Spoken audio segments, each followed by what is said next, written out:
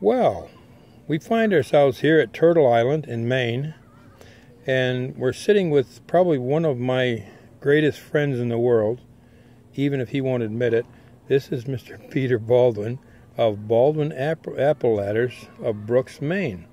And he has come upon a project on Turtle Island to begin to heal from the easternmost gate of the Northern Hemisphere.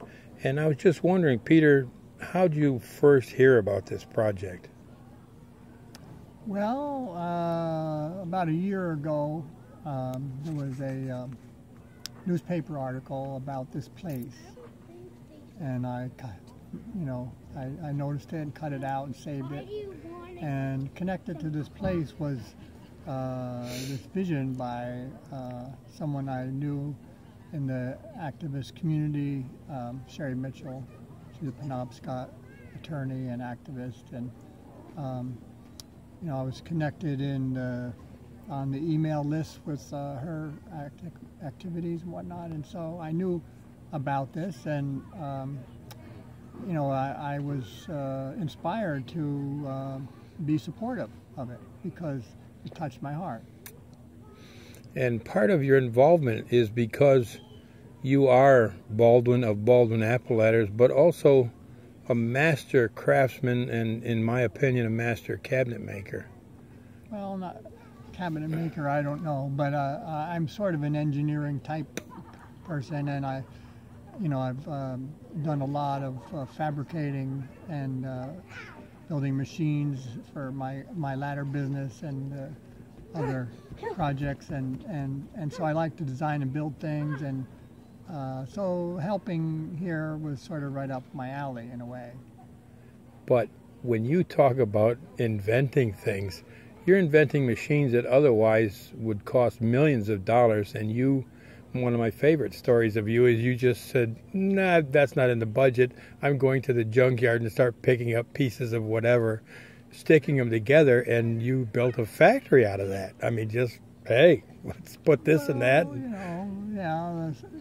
There were truck frames, and, dragged the whole truck frame in and then just built on top of it as a base for something, Yep.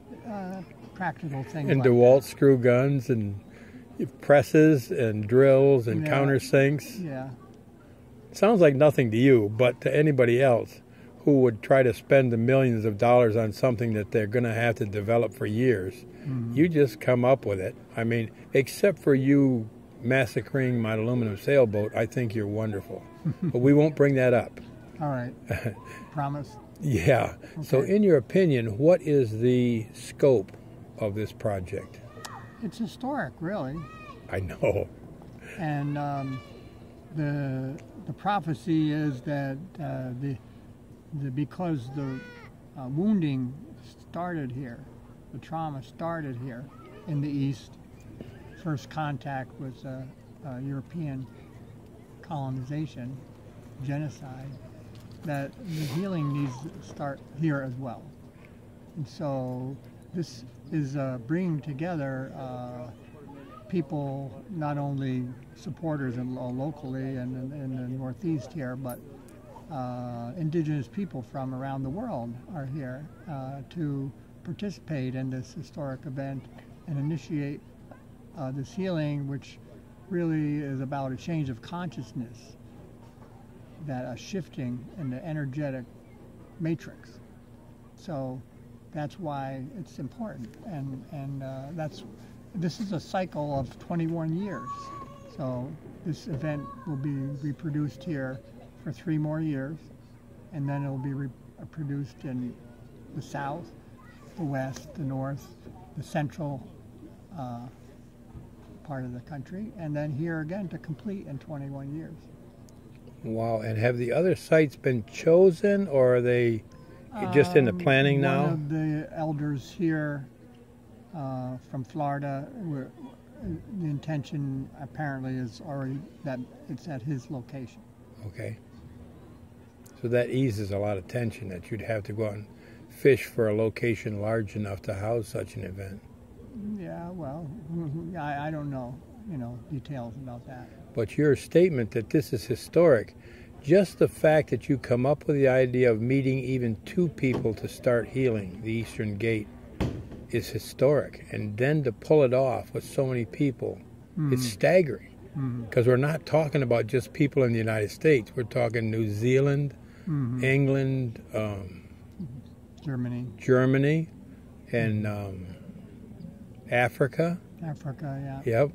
And as far as California, all over Canada and South America. I mean, the response is unbelievable. And the people here, each one of them is like my mentor said, every leaf has a story. It's the same here, but everyone here has a story and a talent to go with it. Yeah. You being one of them. And we have friendly mosquitoes, Maine mosquitoes. Oh, plenty of them. Oh my goodness. That will carry you away. So, in your time here on Mother Earth, Mr. Baldwin, sir, what lessons has she taught you? Well, I can just talk about the lessons I've learned here in the last several weeks. The importance of relationship. You know, and I just got it on a deeper level.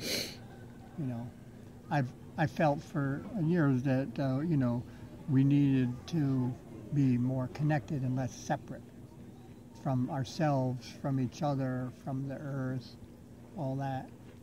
And so the importance of relationship with others was, well, I experienced that working up here with Native people. I noticed it, and I like learned, you know, and someone like myself who's really into working and doing things, and not being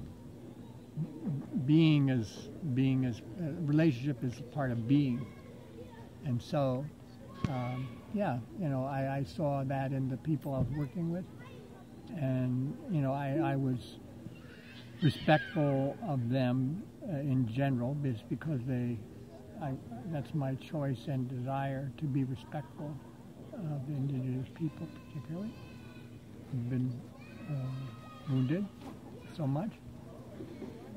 So by virtue of that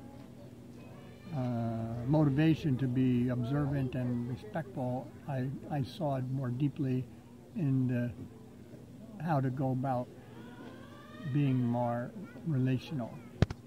Like, instead of jumping out of my car, getting my tool belt on and started doing stuff, get here and like go in and have coffee or something, you know, and when somebody comes, you greet them and you just make sure that you just really, you know, ask how they're doing and find, you know, and stuff like that, and not be dismissive and quick to go back to work or whatever. Now, you have, bear with me on this one, because this is a question I've been dying to ask you. Brace yourself.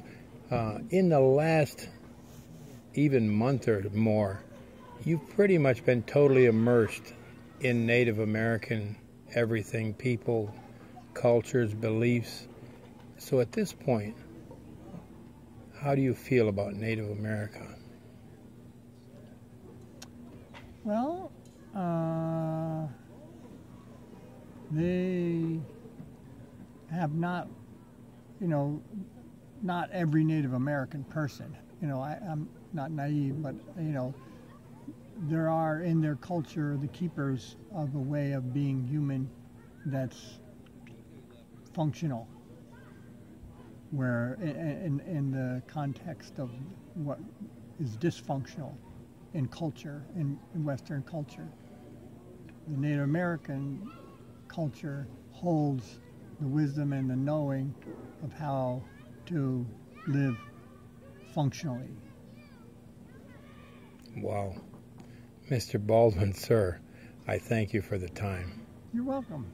Also one of my best friends I've ever had. I'm not sure what his opinion is, but You may have fucked up.